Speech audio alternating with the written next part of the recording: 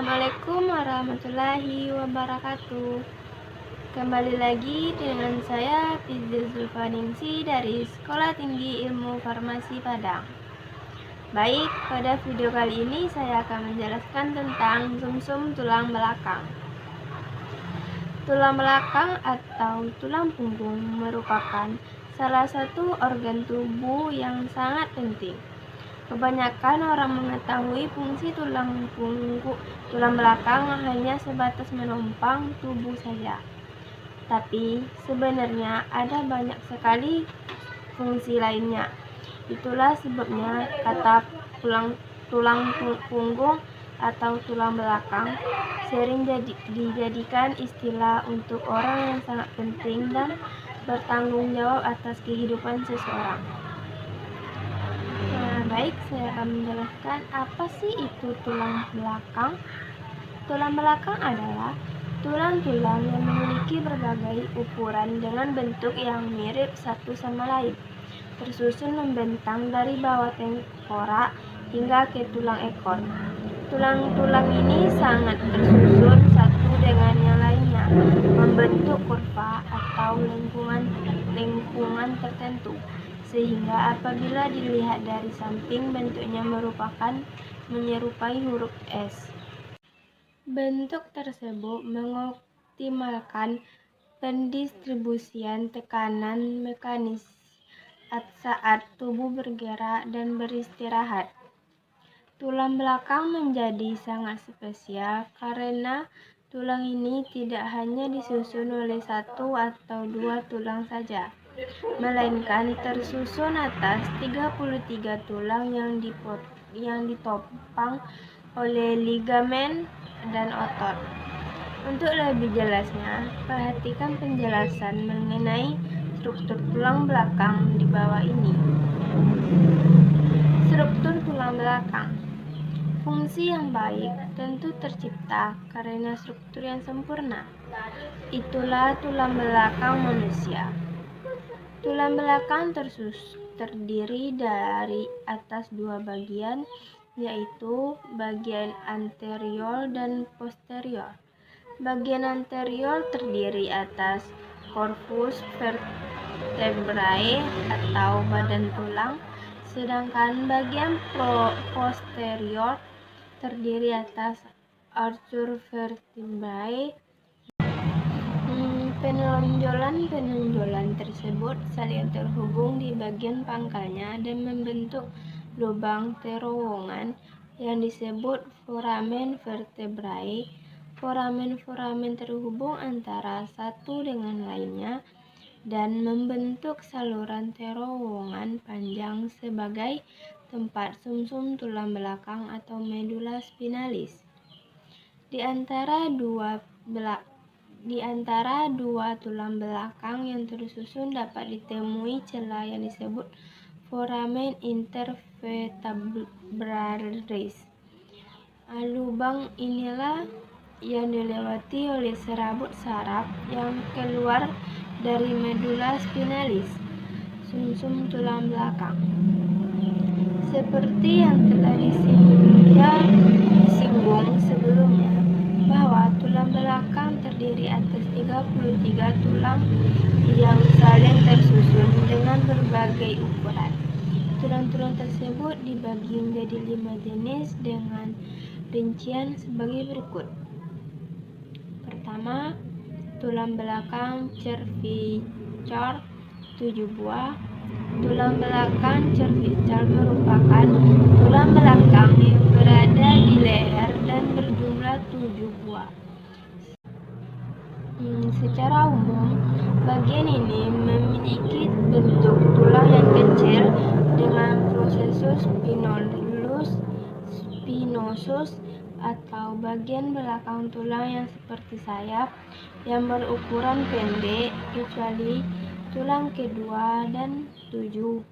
Tulang-tulang tersebut memiliki sebutan khusus seperti atlas atau C1 dan aksis C2 dan diberi nomor yang sesuai dengan urutannya mulai dari C1 sampai C7.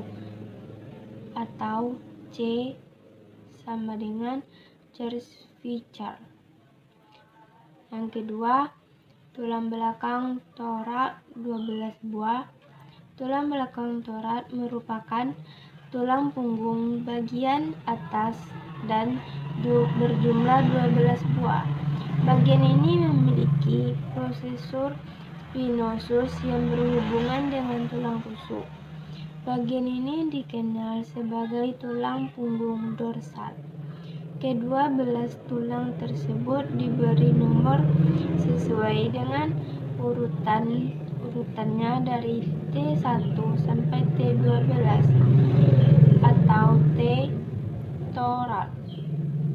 Yang ketiga yaitu tulang belakang lumbar 5 buah. Yang kedua, membuat tubuh lentur dan fleksibel dalam bergerak. Struktur tulang belakang yang tidak beraturan dengan susunan otot, tendon, ligamen, dan sebagainya yang terjadi pendukung untuk membantu tubuh bergerak lebih lentur dan fleksibel seperti membungkuk, merenggang, berputar, dan bersandar. Bagian tulang belakang cervical bertanggung jawab untuk membantu pergerakan kepala dan leher karena adanya kombinasi unit kedua tulang pada bagian cervical yaitu atlas dan sumbu. Yang ketiga, melindungi saraf. Fungsi tulang belakang yang selanjutnya adalah memberikan perlindungan pada saraf halus dan sumsum tulang belakang. Sumsum tulang belakang merupakan bagian yang penting dalam mengendalikan fungsi organ utama kita. Selain itu, bentuk dan posisi tertentu dari tulang belakang, juga ligamen dapat membentuk jaringan perlindungan yang dapat menjaga sumsum tulang belakang agar tidak terluka. Yang keempat yaitu menghasilkan sel darah merah. Tulang belakang memiliki sumsum tulang yang banyak menghasilkan sel darah merah dan mineral. Ingat, yang dimaksud di sini bukan sumsum tulang belakang atau medula spinalis. Sumsum tulang terletak pada rongga interior tulang dan terdiri atas dua jenis yaitu sumsum merah dan sumsum kuning. Sumsum merah bertanggung jawab untuk memproduksi sel darah merah, trombosit, dan sel darah putih. Sedangkan sumsum tulang kuning mengandung sel-sel lemak tinggi dan juga menghasilkan sel darah putih. Yang kelima yaitu berlindung organ utama. Fungsi tulang belakang lainnya adalah melindungi organ utama. Kerangka ini mengelilingi dan melindungi organ utama tubuh kita. Semua tulang rusuk manusia menempel pada tulang belakang, tapi hanya 7 pasang teratas yang menempel pada sternum. Tulang rusuk membentuk kerangka di sekitar jantung dan paru-paru. 6. Peredam getaran. Tulang belakang memiliki efek peredam getaran. Ketika tubuh kita bergerak seperti berdiri, jongkok, dan duduk, hal tersebut dikarenakan adanya bantalan berupa cakram intervertebralis di antara tulang belakang dan juga mencegah terjadinya gesekan antara tulang yang satu dengan yang lainnya. Selain itu, cakram intervertebralis juga membentuk zat yang mampu merendam Ada banyak hal yang membuat masalah pada tulang belakang, misalnya rasa sakit, seperti yang dijelaskan di sini. Penyebab sakit tulang belakang dan obatnya. Selain fungsi tulang belakang tersebut, ternyata tulang belakang juga merupakan perantara yang menghubungkan tubuh bagian atas dan bawah melalui sakrum yang menghubungkan tulang belakang ke bagian panggul. Setelah mengetahui berbagai fungsi tulang belakang di atas, maka penting sekali untuk kita menjaga kesehatan tulang. Sumsum tulang belakang merupakan bagian dari sistem saraf pusat yang berada di dalam ruas-ruas tulang belakang. Sumsum tulang belakang berfungsi mengantarkan sinyal komunikasi antara organ-organ tubuh dengan otak. Sumsum tulang belakang terletak memanjang di dalam rongga tulang belakang dari ruas-ruas tulang leher sampai ruas-ruas tulang pinggang yang kedua. Sumsum tulang belakang terdiri dari dua lapisan, yaitu lapisan luar berwarna putih dan lapisan dalamnya berwarna kelabu. Lapisan luar mengandung serabut saraf dan lapisan dalam mengandung badan saraf. Di dalam sumsum tulang belakang terdapat saraf sensorik, saraf motorik, dan saraf penghubung. Fungsinya adalah sebagai pengantar impuls dari otak dan ke otak serta sebagai pusat pengaturan gerak refleks. Cairan otak dan sumsum tulang belakang memiliki materi yang sama, tetapi susunannya berbeda.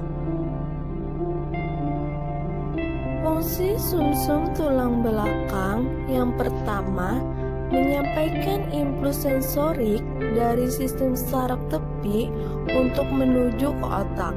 Kedua, menyampaikan impuls motorik dari otak ke berbagai efektor seperti otot rangka, atau lurik, otot jantung, otot polos, dan kelenjar. Ketiga, sebagai pusat refleks. Mekanisme pengantaran impuls yang terjadi pada tulang belakang yakni sebagai berikut. Rangsangan dari reseptor dibawa oleh neuron sensorik menuju sumsum tulang belakang melalui akar dorsal untuk diolah dan ditanggapi. Selanjutnya, impuls dibawa neuron motorik melalui akar ventral ke efektor untuk direspons. Apa sih gerak refleks itu? Gerak refleks adalah gerakan yang tidak direncanakan dan terjadi secara spontan atau tidak sadar. Proses gerak refleks memiliki waktu lebih cepat daripada gerak sadar. Gerak refleks merupakan mekanisme untuk mengelak dari rangsangan yang berbahaya. Nah, biar lebih jelas bisa dilihat pada gambar di bawah ini. Yang pertama, gerak refleks pada tangan saat menyentuh api. Yang kedua, gerak refleks pada lutut saat dipukul. Cedera pada sumsum tulang belakang.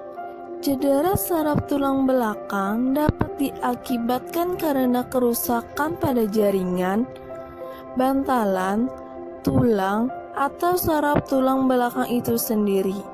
Ada dua tipe cedera saraf tulang belakang, yaitu traumatis dan non-traumatis. Jika saraf tulang belakang mengalami kerusakan, akan menyebabkan gangguan pada beberapa fungsi tubuh seperti hilangnya sensor motorik dan kendali gerak. dua jenis gejala pada penderita berdasarkan keparahannya. Yang pertama, gejala menyeluruh atau kompleks. Kedua, gejala tidak menyeluruh atau lokal atau inkompleks. Penanganan cedera saraf tulang belakang. Yang pertama, pemberian obat. Suntikan metilprednisolon diberikan untuk menangani cedera saraf tulang belakang yang angkuh. Penggunaan obat itu harus dengan pengawasan penuh oleh dokter karena memiliki efek samping. Yang kedua, pembedahan. Pembedahan dilakukan untuk membuang potongan-potongan tulang, benda asing, atau retakan tulang belakang yang ada di tubuh akibat kecelakaan. Pembedahan juga diperlukan untuk mencegah serta memperbaiki kelainan bentuk dan posisi tulang belakang. Menjaga sumsum tulang belakang. Yang pertama, bergerak aktif. Bergerak aktif sangat penting untuk kesehatan tulang belakang, jantung, dan bagian tubuh lain. Semakin aktif, maka semakin besar kontribusi kita terhadap kesehatan tulang belakang. Peregangan, fleksibilitas sangat penting ketika bicara mengenai kesehatan tulang belakang. Peregangan rutin membuat tubuh fleksibel, artinya fungsi-fungsi sendi juga akan bekerja dengan baik.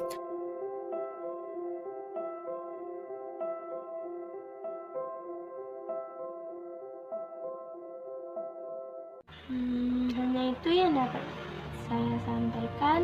Apabila ada kekurangan, kesalahan, mohon maaf.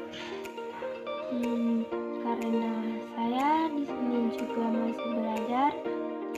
Saya tutupi dengan Assalamualaikum warahmatullahi wabarakatuh.